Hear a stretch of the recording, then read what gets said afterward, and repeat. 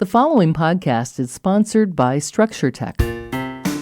Welcome, everyone. You're listening to Structure Talk, a Structure Tech presentation. My name is Bill Ulrich, alongside Tessa Murray and Reuben Saltzman. As always, your three-legged stool coming to you from the Northland, talking all things houses, home inspections, and anything else that's rattling around in our brain. Welcome to the show today, boys and girls. Tessa, Reuben, I hope things are well. On today's episode, we are going to dig into part 2 of the Pat Hillman conversation. There are so many things to unpack in our last conversation with Pat. It's like, where do you even begin? And initially, we were going to discuss his most recent research regarding residential building science. But like any conversation with Pat, the depth and breadth of his knowledge hits you kind of in the face like you're drinking from a fire hydrant. And so we're kind of left spinning here from that conversation. And I bet many of you were as well. So on today's episode, we'll try to highlight some of our key takeaways as well as dive a bit deeper into a few of the concepts that Pat was talking about. Tessa, we're going to lean on you heavily today. So let's start out. How you doing? It's been a bit since we've talked in person. Yeah. Hey, thanks, Bill. I'm doing well. I'm really enjoying this nice spring weather we're having. I think I mentioned I took a trip out to the East Coast with my family, and we were in Delaware for a weekend. It just rained the entire time we were there, super cold and windy. And so finally getting to see some sun and some warm temperatures, which is nice. How's your cabin doing up north? I know you mentioned there was a threat of flooding. Is that still going on?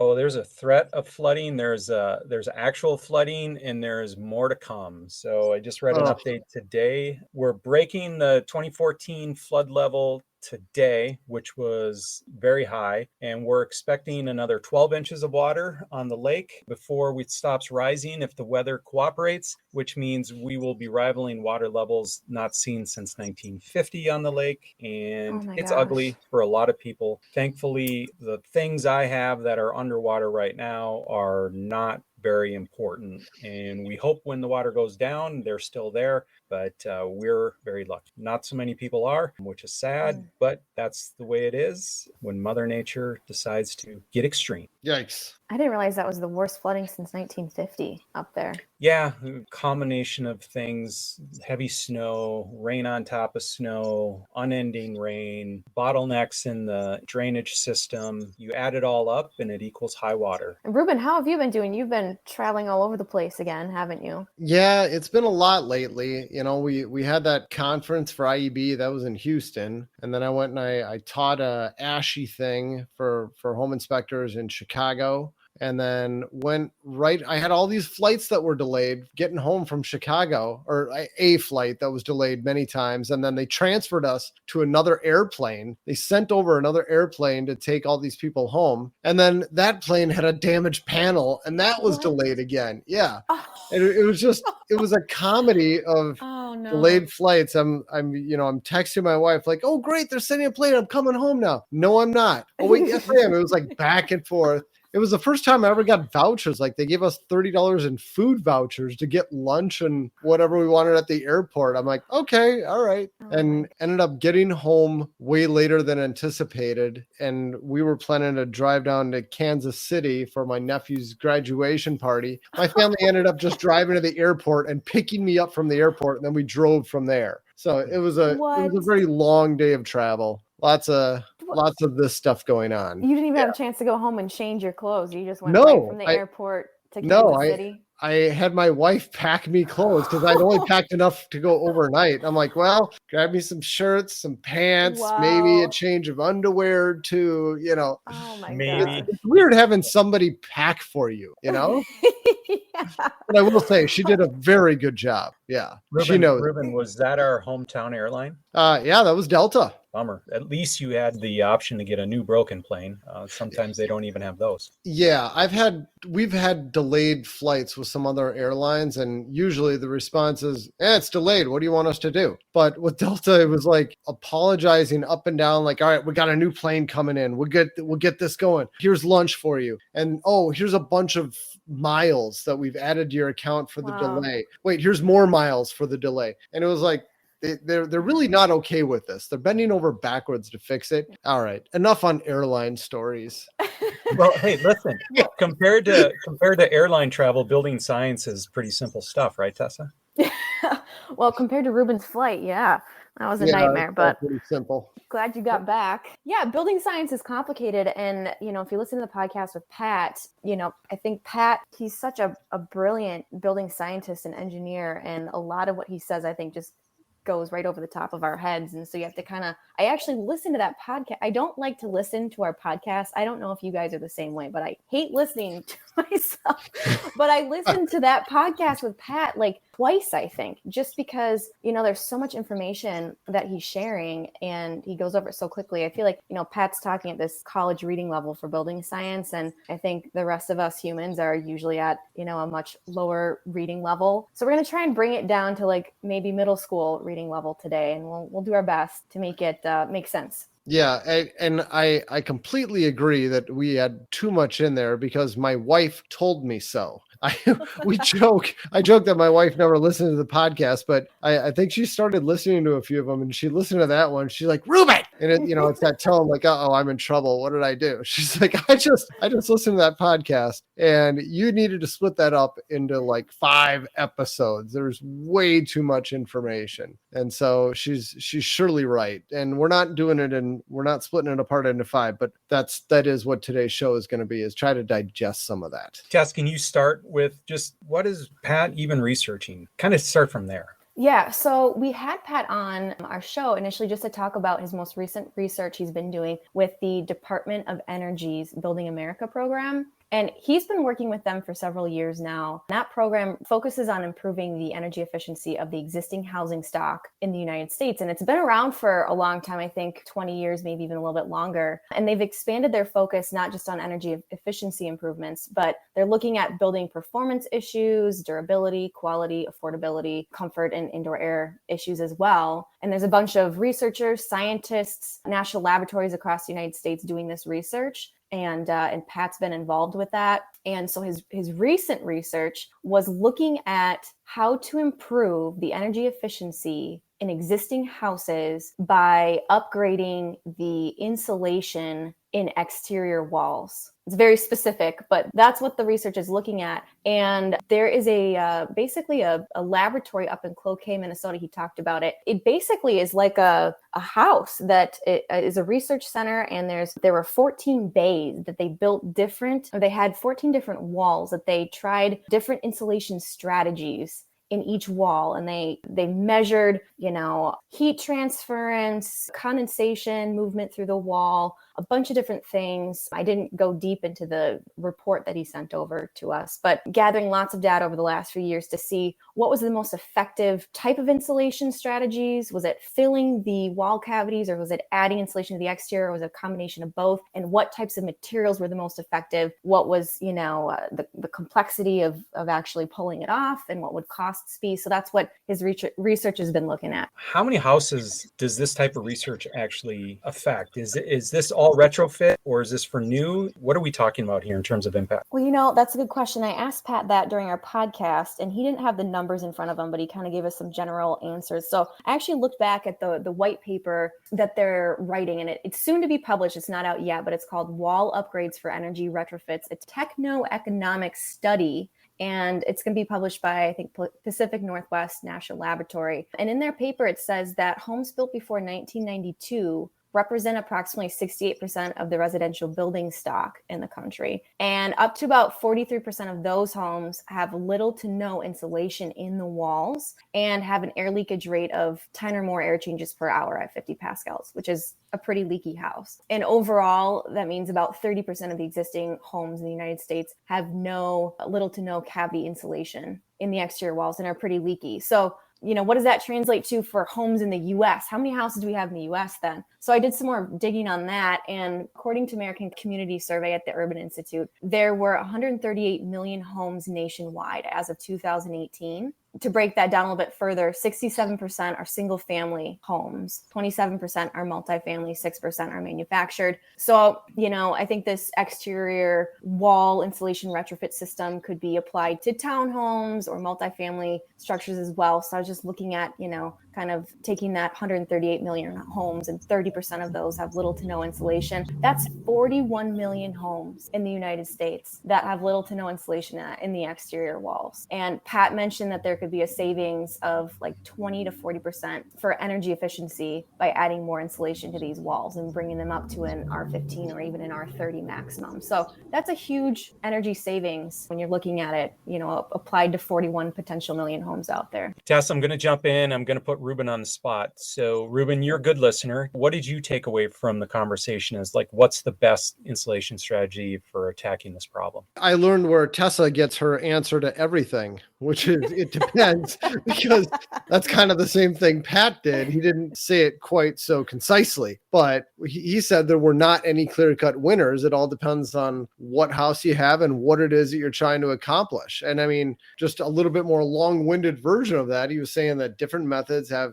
different risks, and it depends on different variables you have. It's going to depend on your design, your materials, the climate, your water management strategy, etc., on and on and on. There's way too many variables to just say, here's the method we use for all houses to retrofit an uninsulated wall. Now, all other things being equal, it sounds as though the best way to do this would probably be to go with the drill and fill method, which is basically you take an existing wall, you drill a big old hole in it, and you've surely seen some of these old houses. You drive around Minneapolis or St. Paul. It's most noticeable in stucco homes where you see like a 2-inch, isn't it a 2-inch hole, Tess? I don't know what size. Yeah, I think so. I roughly. We'll just say 2-inch. Safe. It's where they had drilled a 2-inch hole in the stucco for every stud bay, like every 16 inches. They drilled these holes in the walls, and then you get this hose and you blow in loose fill insulation. You pack that wall full of insulation. That would be called the drill and fill method. And then they try to kind of patch over the stucco, and it looks hideous.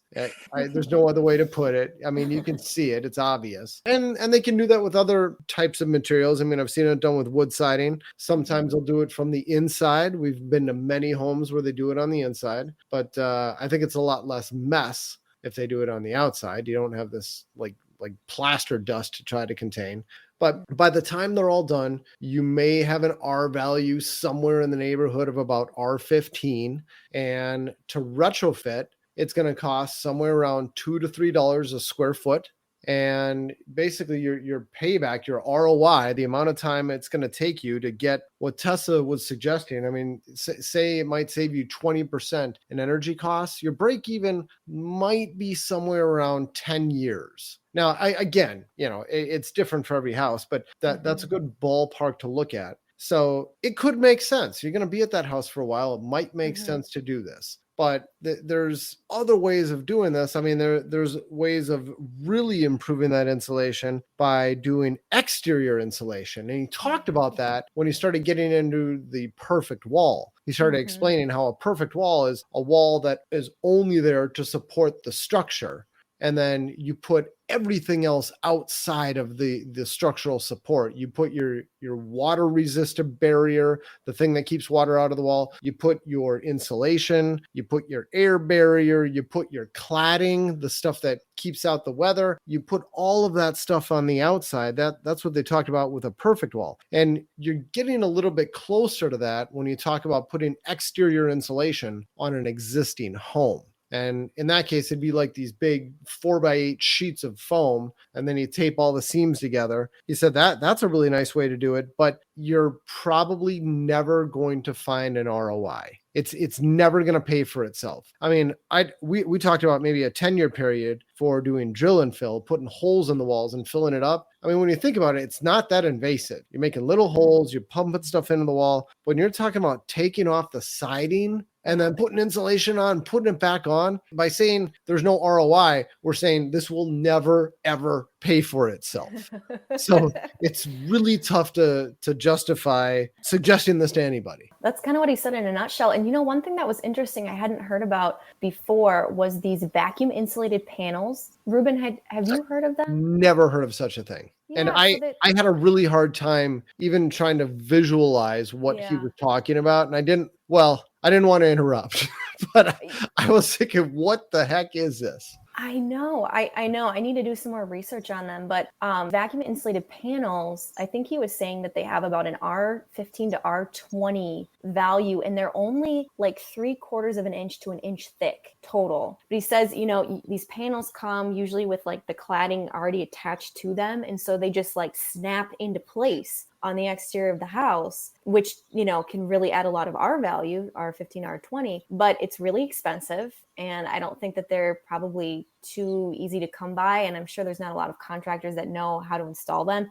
And he was also saying too, that once you factor in all the joints and seams in these vacuum insulated panels, that it really takes the R value down to like an R10. So like you said, Reuben, the return on investment really isn't there for, I think, the average homeowner in the situation. Let's talk about the ROI. Okay, so you're talking the accepted method of the drill and fill takes 10 years to pay for itself. Most homeowners are in a house for maybe 7 years. I think that's like an average number that gets thrown around quite a bit. And then your perfect wall system it never pays for itself. I would argue at some point it does, but especially if you see in the city a lot of these complete guts and then rebuilds, people are kind of rebuilding in place. I could see that application there making a ton of sense. But I mean, there's two things that fold here, right? You need people motivated to make change. And I would love to see people drill and fill if that made sense, or do the perfect wall, just because that's good for the overall housing stock, the long-term durability of it, so to speak, and the efficiency of it. But everybody always asks, what's in it for me? And if I'm only going to be here 5 years and this is just a stop on the road, why am I going to foot the bill? Somebody else can foot the bill. The next person can do it. So that's one thing. But this concept of the perfect wall, I mean, it sounds simple. What he's talking about is something we could do right now, but why in the world hasn't it gotten more traction? I could answer that with one word: inertia. That's good. That's good. It. It takes change, Bill. It means that you need to stop what you're doing now and you need to learn something new. It means training a lot of people who build houses. It's retraining the framers, the insulation contractors, everybody involved. And if a builder has already got a system down to a science, they know how long every step takes. This is what you're going to do. This is who you're going to hire. This is how it's going to work. And you know it's working and you're not getting callbacks on this. Why would you switch over to perfect wall where you got to retrain everybody and do things differently? There's no incentive to do it. People are very resistant to change. And it's like, you sure don't want to be the first one to start doing it. I mean, it's like, how about the plumbers who started putting in polybutylene piping? And it's like, oh, this is a huge time saver. It's great. It's awesome. And then the stuff, all the fittings fail and people's houses flood. And you're going, maybe I should have waited a decade before doing that.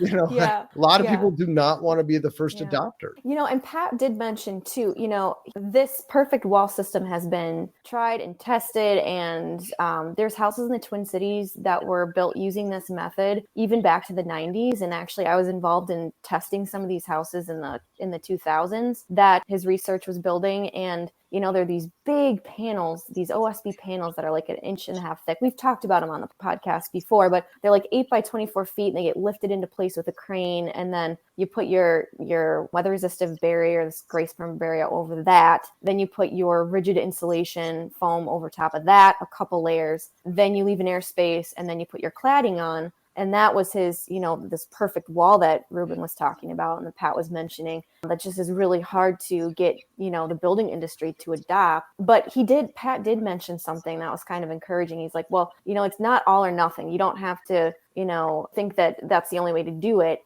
He mentioned doing this hybrid wall where you could still take, a 2x4 wall or even a 2x6 wall, fill it with insulation, and then again, put additional insulation on the exterior of the wall too during the new construction phase, so it's not a retrofit situation. And he was mentioning doing that. So I think we'll be seeing more and more of that as our values are, increasing too with code requirements. Tessa, Pat's research was focused almost exclusively on improving energy efficiency through one method, the exterior wall insulation. But there has to be other strategies to consider when getting the biggest bang for your buck. What's your takeaway on that? It was interesting to hear his thoughts on that because he said it really depends on if you're in a hot climate or in a cold climate. And, investing in exterior wall insulation is something that might make more sense, obviously, if you're in a cold climate, because the biggest culprits for for energy efficiency is losing heat through the building envelope is typically your building enclosure, which is your wall and how airtight it is and how much insulation you have, as well as heating systems. That's the biggest bang for your buck in climates that are really cold. In cooling climates, he was saying that improving the energy efficiency of the cooling system, like getting the highest rated SEER AC unit that you can buy, doesn't translate to energy savings like buying a really high efficiency furnace does in a heating climate. So he was saying in cooling climates, the biggest culprits are solar heat gain through windows. That's why, low E windows are important, and internal gains from people, appliances, lighting, etc. And also just air exchange with the outdoors, either intentional or not, either through building, leaks, air leaks, or open windows or whatnot. So it really depends on which climate you're living in. The whole conversation between heat and cold was really interesting to me, just because we paint everything with a broad brush. So thanks for that. Let's talk about low-hanging fruit. If you're somebody looking to improve something energy efficiency side on their house in a cold climate, give me some low-hanging fruit. Well, one of the things Pat mentioned, probably the easiest one, is make it so that everything that's losing heat is going to lose less energy. And that starts with what's heating your house. It's your furnace. Get a more efficient furnace. So next time you replace your furnace, step it up from an 80% efficient furnace to a high efficiency furnace, which today is going to be somewhere in the neighborhood of 95, 96% efficient, which means 95 to 96% of that available heat from your gas is converted into heat from your house. So that's probably the easiest thing. And Pat mentioned that a few times, is go with a high efficiency furnace. He was a big fan of that one. The next one, he said, is stop the air leaks. I mean, the obvious air coming in and the air going out. Probably the easiest one for anybody to think about for air leaking into your house is going to be around your windows and your doors. I mean, it's basic weather stripping at your front door. If you can feel a draft coming through there, fix it. For windows, if you've got old double hung windows and they're drafty and you can feel it, just doing something as simple as putting up those 3M window film kits during the wintertime to seal off that whole opening, that can make a huge difference. And I know it's a little bit of extra work, but it really is effective. And that's the air coming in. And then, of course, you got the air going out, which is typically going to be going out of your attic. And that's something we've mentioned just once or twice on the podcast here, which is attic bypasses. It's those leaks where household air can leak up into the attic space around wire chases, around pipes, around the furnace vent, around all these little things that create holes between your conditioned and unconditioned space, making sure to seal all those so you don't have warm conditioned air leaking up into the attic, which is, it's doing the same thing that a window leak is doing. It's just one that you don't see and you don't feel. And then finally, it's a matter of adding insulation. And the reason people always talk about, you should add more attic insulation, it's not because you lose most of the heat through your attic. You lose heat in every direction. You lose it sideways, up and down. But the attic is the one place where you have easy access to all of it. So it doesn't cost a whole lot to just dump a bunch of insulation on top of your attic. That's the reason we always talk about adding insulation there. If it was just as easy to add it to the walls, we'd be talking about adding it to the walls too. It's all about your ROI. It's not that you lose most of the heat up there. So the attic really is a good place where you can get some return on your money. Energy efficiency is a popular topic of discussion, and everyone seems to understand the benefits of it. Personally, I understand it. I get why it's good for the environment, the whole globe, like everything. They're not always as simple or beneficial as we might believe. And I'll leave the final and arguably the most important point from our podcast with Pat to be summarized by Tessa. Okay, so Tessa, what should we all take away from this discussion? Order matters. And the order that you do these improvements, quote unquote, or changes to a house really does matter. Before focusing on improving the energy efficiency, it's important to remember these other pieces of the puzzle that should be in place first. So what does that mean? So some examples would be, he talked about, you wouldn't fill an exterior wall with insulation if you've got an issue with water leaking into that wall, like around windows or other penetrations. That's going to create a whole bunch of mold and eventually rot and other issues, durability issues and indoor air quality issues. You wouldn't add more insulation to an attic without air sealing those attic bypasses first and making sure you've got vent chutes in to allow air to flow up and into the attic, right? And you wouldn't want to add a bunch of exhaust only ventilation to a house, like bath fans, kitchen fans, and tightening up the house, like air sealing the attic or adding new windows, without addressing atmospherically vented combustion appliances like a natural draft water heater, which could backdraft, exhaust gases into the house. You could breathe them in. That could be dangerous. So he talks about, first you want to get your interior act together. I love that he said that. But, what does that mean? Look at combustion safety first. Do we have any appliances that could create a health hazard, a health issue in the house? Address those first. Then look at your interior ventilation strategy. There's a lot of different ways to address that. It could be point source ventilation, like we've talked about previously on this podcast, like adding bath fans, kitchen fans, or it could be a whole house balanced ventilation strategy, like an HRV or an ERV system. And once you've got your combustion safety in place and your ventilation in place, now you can start working with improving the building envelope and the energy efficiency. And before you do that, he said it's really important to make sure you've got your water control or water management system figured out so that you don't have, bulk water leaking in around windows or getting into the wall cavity. So once you've done combustion safety, interior ventilation, water management, then you can air seal, then you can insulate. Boom. Nothing to it.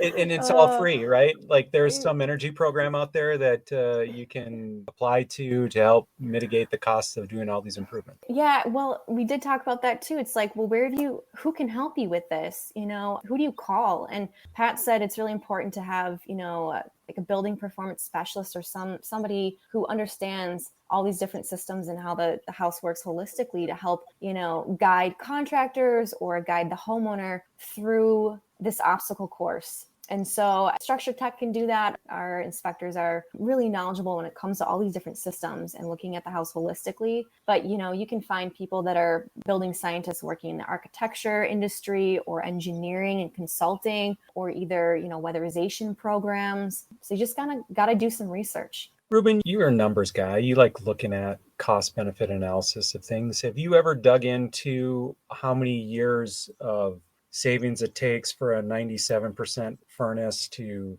make sense to replace over your 80%? I mean, the 50% burners are pretty easy. You just get rid of those guys because they're so expensive to operate. And we've got really smart listeners too. I mean, I'm sure there's somebody out there who's got a beautiful chart that would explain it all. Yeah, I did a blog post about that many years ago, and I looked at, and when I say many, it was over a decade ago. So I don't remember the exact numbers, and I'm going to misquote something about what I did, but I remember poring over all of my heating bills for like 3 years to figure out what my average heat was. And then I just kind of calculated, all right, if I went from an 80% to a 95% and I saved 15% of this, how much money would I actually be saving? And I kind of had to mess with it because you've got these things called fuel delivery charges that are fixed costs, whether you use gas or not. So you can't count that. You got to back that out of there. So it was a little bit complicated. It was more than just looking at the total gas bill. And then I had to subtract the gas that I would use in the summer because I'd assumed that this was being used for things like my water heater and my clothes dryer, things like that. So there was a bit that went into it. And I said, all right, when this is all done, what would I actually save and what would my payback be? And yeah, it still made sense to do it. I mean, I'm going to totally make up a number. And I'm guessing the payback was probably somewhere in the neighborhood of 10 years, like much less than what the life of the furnace would be. But to answer your question, Bill, yes, I have done it. Sure. So what you really have to do is time this all out. When you need a new water heater, that's going to go, say, we've talked about this in the past. You go from 80%, that's basically a chimney, to a 97. Now we're direct venting everything. And so you time it out. Your water heater, your furnace, everything needs to go in time. You get the one contractor in, you get the economies of scale because one person's bringing all this equipment into your house, and boom, you're done. Well, what we've done is we've distilled a pretty thick and juicy conversation into some bite-sized chunks here, which is important. Not everybody's going to tackle these projects like the scientists would. And for most of us, it does matter. Money matters. And, Bill, something we forgot to say at the beginning of the show show, but we got to start reminding people that if you have questions, you got comments, whatever, email them into us. We love to hear from listeners. And if we get enough questions, we will put a whole show together with some of them. And it's podcast@structuretech.com. Again, that's podcast@structuretech.com. Please email your questions. Yeah, All right. we'd love All to hear from you. complaints, send them to Reuben at complaintbox. Well, should we put a wrap on this week's episode? All right. Sounds Those good. are thumbs up. That's great pod, but we're going to do it. So thank It's our you first very show. much for listening. You've been listening to Structure Talk, a Structure Tech presentation. My name is Bill Ulrich alongside Tessa Murray and Reuben Saltzman. Happy Memorial Day if this comes out before or after. Thanks for listening. We'll catch you next time. For more information on how we can provide you with the right information about your home before you buy or sell, contact us at structuretech.com.